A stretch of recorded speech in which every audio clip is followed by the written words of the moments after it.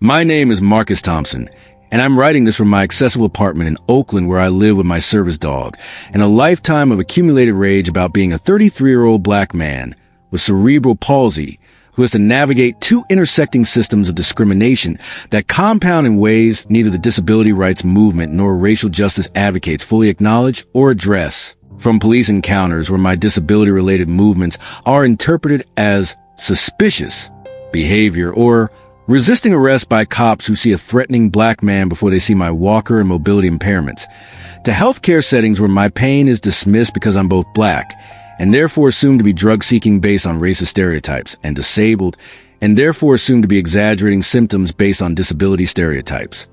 to employment discrimination where I face rejection for being black and disabled in ways that create barriers neither community fully understands or fights against, because both movements often treat discrimination as single axis rather than recognizing how multiple marginalized identities create unique forms of oppression that are greater than the sum of their parts. The intersectional oppression began from birth when I was born with cerebral palsy to a working-class black family in West Oakland, immediately marking me as multiplied marginalized in a society that devalues both blackness and disability, but becomes particularly hostile toward people who embody both identities simultaneously. My parents faced not just the typical challenges of raising a disabled child, but also the specific barriers that black families encounter when seeking services, accommodations, and support in systems that are racist toward black people and ableist toward disabled people, creating compounded discrimination that made accessing basic healthcare and educational support exponentially more difficult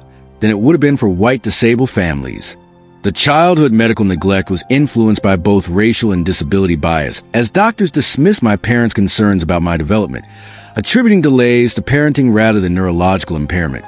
And when my cerebral palsy was finally diagnosed, the treatment recommendations were less aggressive and comprehensive than what white disabled children typically received. Research shows that black disabled children receive fewer therapeutic services, less specialized equipment, and lower quality care than white disabled children with identical conditions. But my parents didn't know their experience was part of systematic patterns rather than just bad luck with individual providers. The special education tracking happened when I started school, and educators immediately placed me in the most restrictive settings despite my cognitive abilities being unaffected by my physical disability. The assumption that physical disability implied intellectual disability was compounded by racist low expectations for black students, creating a toxic combination where teachers saw me as both cognitively limited due to my cerebral palsy and behaviorally problematic due to my race, making it nearly impossible to access appropriate academic support or be recognized for my actual intellectual capabilities. The police terror began in middle school when I had my first encounter with Oakland police, who stopped me while I was walking home from school using my walker, demanded to know where I was going and whether I was on something, and became aggressive when my cerebral palsy-related speech difficulties made it hard for me to respond quickly and clearly to their questions. The encounter escalated when my disability-related involuntary movements were interpreted as nervous behavior, suggesting I was hiding something, and only ended without arrest because a neighbor who knew me intervened and explained I was a disabled kid walking home from school, not a suspicious person engaging in criminal activity. The disability movement exclusion became apparent as I got older and tried to participate in disability rights advocacy, but found that most disability organizations were predominantly white, focused on issues affecting white disabled people, and didn't address the specific ways that racism compounded disability discrimination. When I raised concerns about police violence against disabled people of color, I was told that disability discrimination was a focus, and that bringing race into it was divisive or off-topic,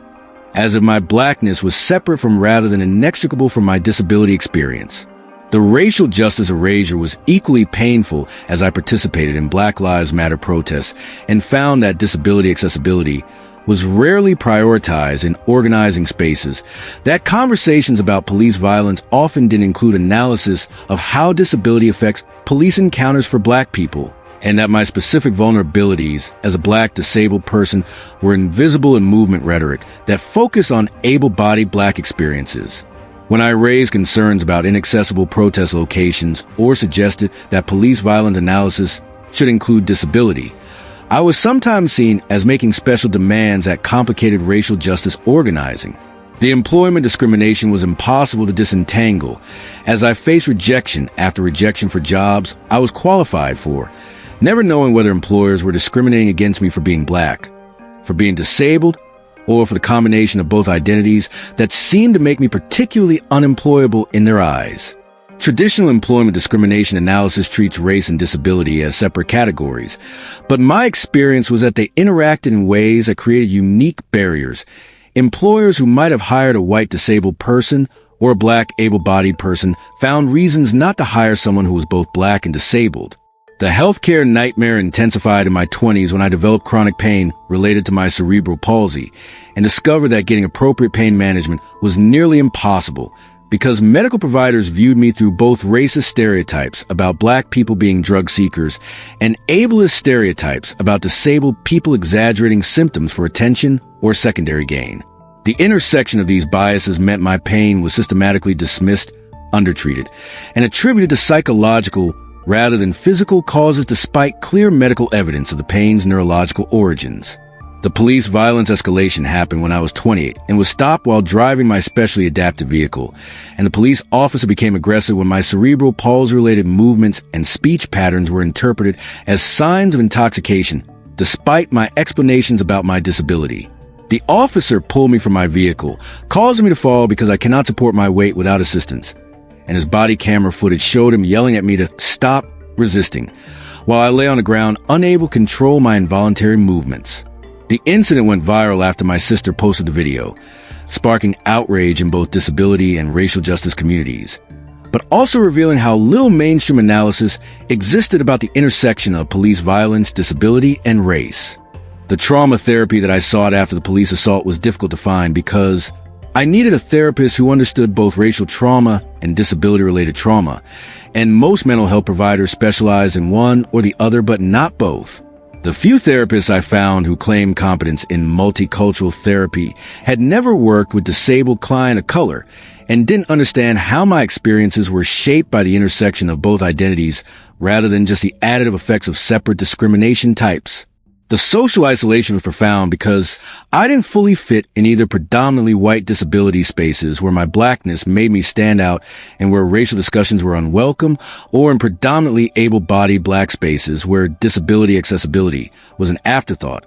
and where my mobility impairments and speech differences sometimes made people uncomfortable. I was too black for white disabled communities and too disabled for many black spaces, leaving me searching for community among other multiply marginalized people who understood intersectional oppression from lived experience. The dating discrimination was particularly brutal because I faced rejection based on being black and disabled in ways that created unique fetishization and dehumanization. Some potential partners exoticized my blackness while being inspired by my disability in patronizing ways. Others were interested in dating a black man, but couldn't handle disability,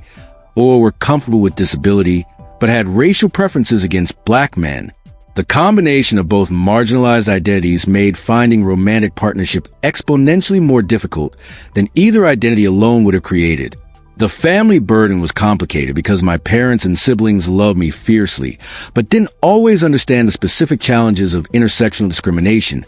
sometimes attributing problems to one identity or the other rather than recognizing how they combined in unique ways. When I faced employment discrimination, my father would suggest it was racism while my mother thought it was disability bias, neither fully grasping that it was both simultaneously in ways that were greater than either form of discrimination alone. The breaking point came when I was hospitalized for a serious infection related to my cerebral palsy and experienced catastrophic medical negligence because emergency room staff dismissed my reports of severe pain, assumed I was drug-seeking based on my race, questioned whether I really needed the medications I took regularly for my disability, and provided such inadequate care that I developed sepsis and nearly died from an infection that should have been easily treatable with appropriate antibiotic therapy. The incident revealed how racism and ableism in healthcare combined to create life-threatening situations for disabled people of color. The lawsuit and advocacy that emerged from my near-death medical experience included working with civil rights attorneys to document how intersectional discrimination operates in healthcare settings and pushing for medical education that specifically addresses the compounded biases affecting disabled patients of color. The legal case was complicated because discrimination law typically treats race and disability as separate categories,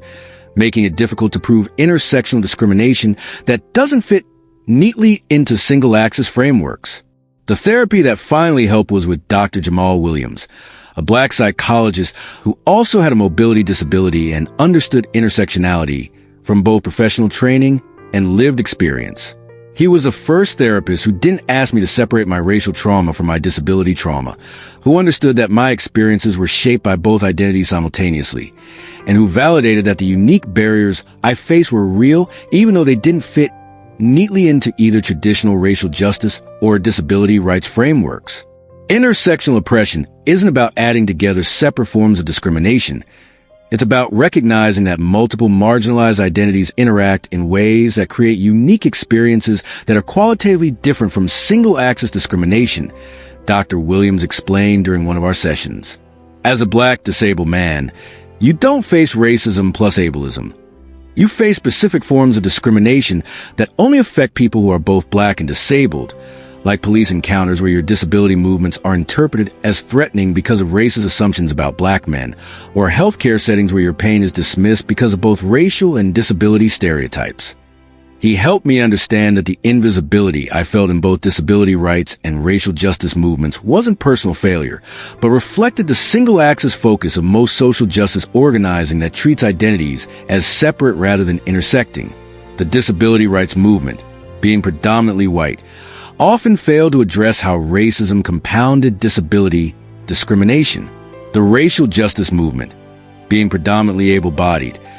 often failed to address how ableism compounded racial discrimination. Neither movement fully saw or supported people like me who embodied both marginalized identities. The community-building work that became my healing and advocacy involved connecting with other multiplied marginalized people through organizations like the National Black Disability Coalition and online communities where disabled people of color could share experiences without having to explain intersectionality or defend our right to exist in both movements simultaneously. These communities validated that our experiences were real, that intersectional discrimination was distinct from single-axis oppression, and that we deserve movements and advocacy that addressed our complete humanity. The police reform advocacy that emerged from my viral video included pushing for training about disability and how disability intersects with race in police encounters. I work with organizations to develop protocols for interacting with disabled people that recognize how disability-related movements, speech patterns, and behaviors might be misinterpreted, and specifically how those misinterpretations became more dangerous when combined with racist assumptions about black men being threatening or non-compliant. The healthcare advocacy included documenting patterns of medical neglect affecting disabled patients of color and pushing for changes in medical education, hospital policies, and pain management protocols that addressed intersectional bias. I share my story of nearly dying from medical neglect to illustrate how racism and ableism combined to create life-threatening healthcare disparities that went beyond what either white disabled patients or able-bodied black patients typically experienced. The employment discrimination work involved advocating for more nuanced understanding of how intersectional discrimination operates in hiring and workplace settings, and pushing for legal frameworks that recognize discrimination affecting people with multiple marginalized identities rather than forcing them to choose which identity to emphasize in discrimination complaints. I worked with civil rights organizations to develop intersectional analysis in employment discrimination cases. The movement bridge building that became my primary advocacy focus involved creating connections between disability rights organizing and racial justice organizing, pushing both movements to adopt more intersectional approaches that recognize how racism and ableism intersected rather than treating them as separate issues. I organized joint events, facilitated difficult conversations, and helped activists from both movements understand why intersectionality mattered for effective liberation work. The speaking and writing work that developed includes presentations about intersectional discrimination, the specific experiences of disabled people of color, and the need for movements to address multiple marginalized identities simultaneously rather than asking people to fragment themselves or prioritize one identity over others. I share my story to make visible the experiences that mainstream single-axis movements often overlook or ignore. The research collaboration with scholars studying intersectionality helps document the specific barriers facing multiple marginalized populations and challenges dominant frameworks that treat discrimination as single-axis phenomena. The data shows that disabled people of color face higher rates of police violence, medical neglect, employment discrimination, and poverty than either white disabled people or able-bodied people of color, proving that intersectional oppression creates unique and severe barriers. The mentorship relationships I've developed focus on supporting younger, multiply marginalized people who are navigating systems designed for single-axis identities and need validation that their intersectional experiences are real and legitimate. I help them understand they don't have to choose between their identities or movements, that intersectional organizing is possible, and that their complete humanity deserves recognition and support. Today, I work as a disability rights advocate and consultant specializing in intersectional approaches to accessibility, anti-discrimination work, and movement building. The work allows me to use my lived experience professionally, while also creating more inclusive movements that address the full complexity of people's identities, rather than asking them to fragment themselves to fit single-axis frameworks. The accessibility consulting includes helping organizations understand that accessibility isn't one-size-fits-all, and that disabled people of color may face specific barriers related to their intersecting identities. For example, ensuring that accessible design doesn't just meet ADA requirements, but also considers how racism might affect disabled people of color's experiences in those spaces. Key resources and solutions that made the difference. Professional therapy with providers who understand intersectionality and have experience treating multiply marginalized clients helps process the unique trauma of compounded discrimination. Organizations like the National Black Disability Coalition,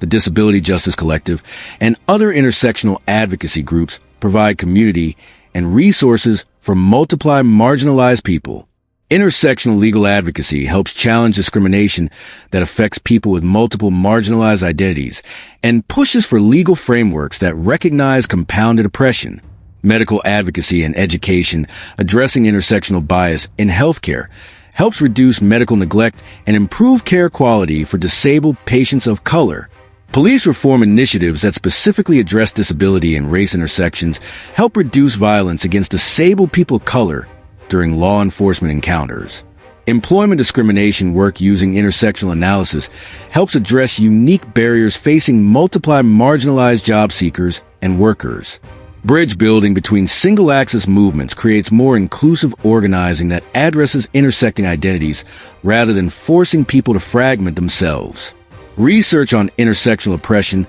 provides evidence of unique barriers and helps develop more effective interventions for multiply marginalized populations. Today, when I meet other multiply marginalized people who feel invisible in single-axis movements and are being told to prioritize one identity over others,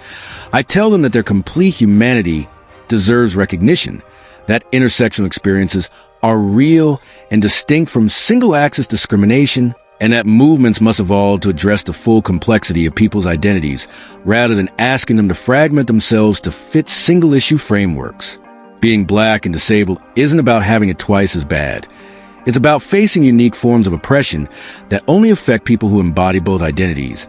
And liberation requires intersectional approaches that see and support our complete selves rather than asking us to choose which parts of ourselves deserve justice.